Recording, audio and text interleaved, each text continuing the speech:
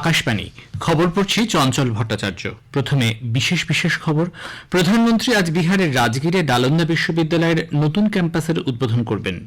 9 কোটি 26 লক্ষের বেশি কৃষকের ব্যাংক অ্যাকাউন্টে পিএম কিষাণ সম্মান নিধির 17তম কিস্তির টাকা পাঠিয়েছেন তিনি। পশ্চিমবঙ্গে রাঙাপানি স্টেশনের কাছে আগরতলা শিয়ালদা ডাউন কাঞ্চনজঙ্ঘা এক্সপ্রেস এর দুর্ঘটনার আনুষ্ঠানিক তদন্ত প্রক্রিয়া আজ শুরু হবে। আজ ওয়ার্ল্ড সিকল সেল ডে। সারা বিশ্বে রক্তাল্পতার এই বিশেষ রোগ নিয়ে সচেতনতা তৈরি করতে বিভিন্ন কর্মসূচির মাধ্যমে দিনটি উদযাপন করা হবে।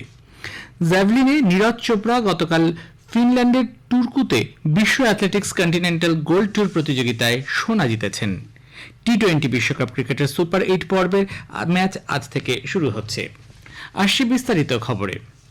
প্রধানমন্ত্রী নরেন্দ্র মোদী আজ বিহার সফরে যাচ্ছেন। সেখানে তিনি রাজগীরে নালন্দা বিশ্ববিদ্যালয়ের নতুন ক্যাম্পাসের উদ্বোধন করবেন।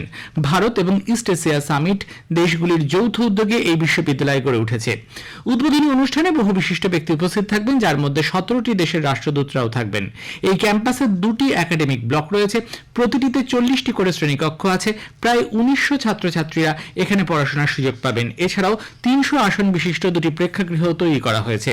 বিশ্ববিদ্যালয়ের ছাত্রাবাসে 550 জন থাকতে পারবেন। বিশ্ববিদ্যালয়ের ক্যাম্পাসটি পরিবেশ বান্ধব।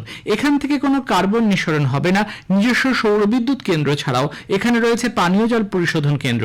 বর্জ্য জল পুনর্ব্যবহার করার উপযোগী কেন্দ্র গড়ে তোলা হয়েছে। এছাড়াও এখানে 100 একরের জলাভূমি থাকছে। মূল নালন্দা বিশ্ববিদ্যালয়টি স্থাপিত হয়েছিল 1600 বছর আগে। মনে করা হয় এটিই ছিল বিশ্বের প্রথম আবাসিক বিশ্ববিদ্যালয়।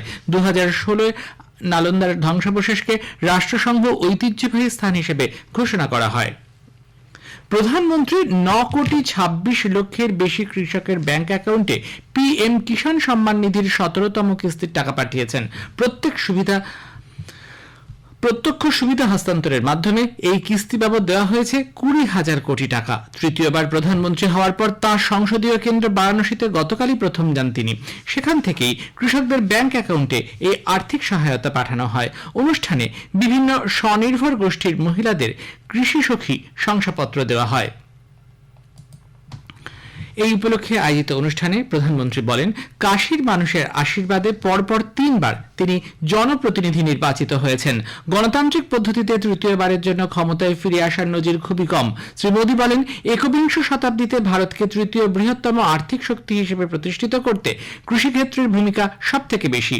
পিএম কিষাণ সম্মান নিধি বিশ্বের বৃহত্তম প্রকল্প, যেটি সুবিধা হস্তান্তর প্রকল্প হিসেবে বিবেচিত হচ্ছে। এই প্রকল্পের অর্থ সরাসরি সুবিধাভোগীদের কাছে পৌঁছানোয় তিনি সন্তোষ প্রকাশ করেন। পৃথিবীর প্রত্যেকটি খাবার টেবিলে ভারতের কৃষি পণ্য দিয়ে তৈরি কোনো একটি পদ পৌঁছাক, এটিই তার স্বপ্ন। কৃষিকাজে মা বোনেদের ভূমিকাও অপরিহার্য বলে তিনি উল্লেখ করেন। कृषि सखी के रूप में बहनों की नई भूमिका उन्हें सम्मान और आय के नए साधन दोनों सुनिश्चित करेंगे। मैं अपने सभी किसान परिवारों को, माताओं बहनों को बहुत बहुत शुभकामनाएं देता। বারাণসীর দুগ্ধ উৎপাদকরা বানাস ডেয়ারির সুবিধা পাওয়ায় তাদের আয় বহুগুণ বৃদ্ধি পেয়েছে। তার ভাষণে শ্রী মোদী নগরায়নের প্রসঙ্গ উল্লেখ করে বলেন, ঐতিহ্যশালী কাশী শহরের উন্নয়ন যাত্রায় নতুন এক অধ্যায় রচনা করেছে। অনুষ্ঠান শেষে প্রধানমন্ত্রী দশাশ্বমেধ ঘাটে যান। তিনি সেখানে গঙ্গা পূজন করেন এবং আরতি প্রত্যক্ষ করেন। সামাজিক মাধ্যমে এক বার্তায় শ্রী মোদী বলেছেন, গঙ্গা তীরে বসে তিনি 140 কোটি দেশবাসীর শান্তিপূর্ণ ও সমৃদ্ধশালী জীবনের প্রার্থনা করেন। মোট এবং নেট প্রত্যক্ষ কর সংগ্রহ 2023-24 তুলনায় চলতি আর্থিক বছরে অনেকটাই বৃদ্ধি পেয়েছে। এ মাসের 17 তারিখ পর্যন্ত মোট প্রত্যক্ষ কর সংগ্রহ 22.19% এবং 2023-24 অর্থবর্ষের তুলনায় নেট কর সংগ্রহ প্রায় 21% বৃদ্ধি পেয়েছে। লোকসভা নির্বাচনের ফল প্রকাশ নিয়ে শেয়ার বাজারে ব্যাপক উত্থান পতনের কেলেঙ্কারির অভিযোগ করেছেন বিরোধীরা। এই ইস্যুতে তৃণমূল কংগ্রেস গতকাল মুম্বাইয়ে এনসিপি পাওয়ার গোষ্ঠীর প্রধান শরদ পাওয়ারের বাড়িতে বৈঠক করে। তবে দলের তরফে একে সৌজন্য সাক্ষাৎ বলে বলা হলেও শেয়ার বাজারের ইস্যু নিয়ে কথা হয়েছে বলে সূত্রের খবর। 2024-এর নিট ইউজিতে প্রশ্ন ফাঁস এবং অনিয়মের অভিযোগ নিয়ে সুপ্রিম কোর্ট, কেন্দ্র ও ন্যাশনাল টেস্টিং এজেন্সি এনটিএ এর কাছে জবাব তলব করে নোটিশ পাঠিয়েছে। স্নাতকোত্তরের ডাক্তারি পাঠ্যক্রমের ভর্তির এই পরীক্ষায় এবার ৬৭ জন ফুল মার্কস পায়। ফল বেরোনোর পর থেকেই এই পরীক্ষায় অনিয়ম এবং প্রশ্ন ফাঁসের অভিযোগ উঠেছিল। পশ্চিমবঙ্গের রাঙাপানি স্টেশনের কাছে আগরতলা শিয়ালদা ডাউন কাঞ্চনজঙ্ঘা এক্সপ্রেস দুর্ঘটনায় আনুষ্ঠানিক তদন্ত প্রক্রিয়া আজ শুরু হবে। উত্তর পূর্ব সীমান্ত রেলের মুখ্য রেল সুরক্ষা কমিশনার জনক কুমার গর্গ তদন্তের কাজ শুরু করবেন। তিনি গতকাল ঘটনাস্থল ঘুরে দেখেন, জিজ্ঞাসাবাদ করেন রাঙাপানি স্টেশনের কর্মীদের। তবে সিগন্যালিং এবং রেলওয়ে ট্র্যাকিং ব্যবস্থায় গোলযোগের কারণেই এই দুর্ঘটনা কিনা, কি করে দুটি ট্রেন এক লাইনে পরপর চলে এলো, তদন্তের আগেই মালগাড়ির চালকের ওপর দোষারোপ করা হচ্ছে কেন, সাংবাদিকদের এইসব প্রশ্নের জবাবে শ্রী গর্গ বলেন, স্বয়ংক্রিয় সিগন্যাল ব্যবস্থা যদি কাজ না করে সেক্ষেত্রে নির্দিষ্ট পদ্ধতি মানতে হয়, তদন্তেই সবকিছু পরিষ্কার হবে। উল্লেখ্য, কাঞ্চনজঙ্ঘা এক্সপ্রেসে মালগাড়ির ধাক্কায় 10 জনের মৃত্যু হয়েছে। উত্তরবঙ্গের জলদাপাড়া জাতীয় উদ্যানের ঐতিহ্যবাহী হলং বাংলোয় গতকাল রাতে আগুন লাগে। ভয়াবহ ওই আগুনে কাঠের বাংলোর প্রায় পুরোটাই ভস্মীভূত হয়েছে। এ মাসের 15 তারিখ থেকে জঙ্গলে পর্যটকদের প্রবেশ বন্ধ থাকায় বাংলোটি খালিই ছিল। সে কারণে বড় রকমের বিপর্যয় এড়ানো সম্ভব হয়েছে। প্রধানমন্ত্রী নরেন্দ্র মোদী এ মাসের 30 তারিখ বেতার অনুষ্ঠান মন কি বাতে তাঁর চিন্তাভাবনা সকলের সঙ্গে ভাগ করে নেবেন। তৃতীয়বার প্রধানমন্ত্রী হিসেবে নির্বাচিত হওয়ার পর এটি তাঁর প্রথম মন কি বাত। 111তম পর্বে জনসাধারণ তাদের বক্তব্য এবং পরামর্শ টোল ফ্রি নম্বর 1800-117800-তে জানাতে পারবেন। এছাড়াও অনলাইনে নরেন্দ্র মোদী অ্যাপ অথবা মাই গভ ওপেন ফোরামেও তা জানানো যেতে পারে। তবে এই মতামত এবং পরামর্শগুলি 28 জুনের মধ্যে জানাতে হবে। আকাশবাণী এবং দূরদর্শনের সবকটি চ্যানেল ছাড়াও মন কি বাত আকাশবাণীর নিউজ অন এআই এর ওয়েবসাইট, মোবাইল অ্যাপ, প্রধানমন্ত্রীর দপ্তর ও তথ্য সম্প্রচার মন্ত্রকের ওয়েবসাইটে সম্প্রচারিত হবে।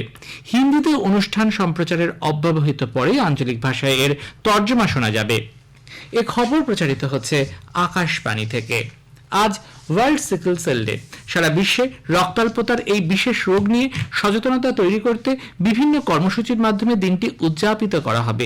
এবছরের theme hope through progress, advancing global sickle cell care and treatment, অর্থাৎ বিশ্বব্যাপী সিকল সেল অ্যানিমিয়ার চিকিৎসা ও পরিচর্যার আশাব্যঞ্জক অগ্রগতি। বিশেষজ্ঞরা জানাচ্ছেন, জিনবাহিত এই রোগ বংশগতভাবে পরবর্তী প্রজন্মের মধ্যে ছড়ালেও সাধারণত জন্মের 5 থেকে 6 মাসের মধ্যেই এই রোগ ধরা পড়ে। আগামী 21 জুন 10ম আন্তর্জাতিক যোগ দিবস। শ্রীনগরে যোগ দিবসের মূল অনুষ্ঠানে অংশ নেবেন প্রধানমন্ত্রী নরেন্দ্র মোদী। এবছর আন্তর্জাতিক যোগ দিবসের মূল ভাবনা নিজের ও সমাজের জন্য যোগ। কেন্দ্রীয় আয়ুষ মন্ত্রী প্রতাপ রাও যাদব গতকাল নতুন দিল্লিতে সংবাদ মাধ্যমকে বলেন, ব্যক্তি ও সমাজের কল্যাণে যোগের যৌথ ভূমিকা রয়েছে। এবারের আন্তর্জাতিক যোগ দিবসে এই বিষয়টিকে গুরুত্ব দেওয়া হয়েছে। প্রধানমন্ত্রী নরেন্দ্র মোদী গতকাল উষ্ট্রাসনের একটি ভিডিও ক্লিপ প্রকাশ করেছেন। সামাজিক মাধ্যম এক্স হ্যান্ডেলে তিনি বলেন, এই আসনে শরীরের পেছনের এবং গলার পেশিকে মজবুত করে রক্ত সঞ্চালন ও দৃষ্টিশক্তিতে উন্নতি ঘটায়। অষ্টাদশ মুম্বাই আন্তর্জাতিক চলচ্চিত্র উৎসবে ন্যাশনাল ফিল্ম ডেভেলপমেন্ট কর্পোরেশন এবং ন্যাশনাল ফিল্ম আর্কাইভ অফ ইন্ডিয়ার সংগ্রহে থাকা বেশ কয়েকটি স্বল্পদৈর্ঘ্য অ্যানিমেশন এবং তথ্যচিত্র দেখানো হচ্ছে। ভারতের ঐতিহ্যশালী সমৃদ্ধ সিনেমাগুলি ন্যাশনাল ফিল্ম হেরিটেজ মিশনের উদ্যোগে ডিজিটাল পদ্ধতিতে যে সিনেমাগুলির পুনরুদ্ধার করা হচ্ছে তার মধ্যে কয়েকটি এই উৎসবে প্রদর্শিত হচ্ছে। এর মধ্যে রয়েছে 1980 সালে সত্যজিৎ রায় পরিচালিত পিকু। সত্যজিতের ছোট গল্প পিকুর ডায়েরিকে চলচ্চিত্রায়ন করা হয়। ছোট্ট পিকুর দৈনন্দিন জীবনের একাধিক ঘটনা 26 মিনিটের এই সিনেমার মাধ্যমে তুলে ধরা হয়েছে। ঋত্বিক ঘটকের ফিয়ার স্বল্প দৈর্ঘ্যের চলচ্চিত্রটি খুব একটি প্রদর্শিত হয়নি। 16 মিনিটের এই হিন্দি ছবির বিষয় ছিল পারমাণবিক বোমা হামলায় আতঙ্কিত এক শহর। তীব্র তাপপ্রবাহে জর্জরিত উত্তরপ্রদেশের স্বাভাবিক জনজীবন বিপর্যস্ত। এবারের গরম আগের সমস্ত রেকর্ড ছাড়িয়েছে। রাতেও অসহ্য গরম থেকে নিস্তার নেই। আগামী 24 ঘন্টায় তাপমাত্রার বিশেষ হেরফের হবে না বলে আবহাওয়া দপ্তরের পূর্বাভাস। পশ্চিমবঙ্গেও অসহ্য ঘর্মাক্ত গরমে মানুষ নাজেহাল। উত্তর পূর্ব ভারত এবং উত্তরবঙ্গের জেলাগুলিতে একটানা বৃষ্টি চললেও দক্ষিণবঙ্গে বর্ষার দেখা নেই। জ্যাভলিনে অলিম্পিক ও বিশ্ব চ্যাম্পিয়ন নীরজ চোপড়া গতকাল ফিনল্যান্ডের টুর্কুতে পাভো নুরমি স্টেডিয়ামে বিশ্ব অ্যাথলেটিক্স কন্টিনেন্টাল গোল্ড ট্যুর প্রতিযোগিতায় সোনা জিতেছেন। 8 জন প্রতিযোগীর মধ্যে চোপড়া 85.97 মিটার দূরত্বে বর্ষা ছুড়ে প্রথম স্থান অধিকার করেন। টি-20 বিশ্বকাপ ক্রিকেটের সুপার 8 পর্বের ম্যাচ আজ শুরু হচ্ছে। অ্যান্টিগুয়ায় প্রথম ম্যাচে আমেরিকা খেলবে দক্ষিণ আফ্রিকার বিরুদ্ধে। খেলা শুরু হবে ভারতীয় সময় রাত 8টায়। শেষে বিশেষ বিশেষ খবর আরও একবার। প্রধানমন্ত্রী আজ বিহারের রাজগীরে নালন্দা বিশ্ববিদ্যালয়ের নতুন ক্যাম্পাসের উদ্বোধন করবেন। 9,26,00,000-এর বেশি কৃষকের ব্যাংক অ্যাকাউন্টে পিএম কিষাণ সম্মান নিধির 17তম কিস্তির টাকা পাঠিয়েছেন তিনি। খবর শেষ হলো।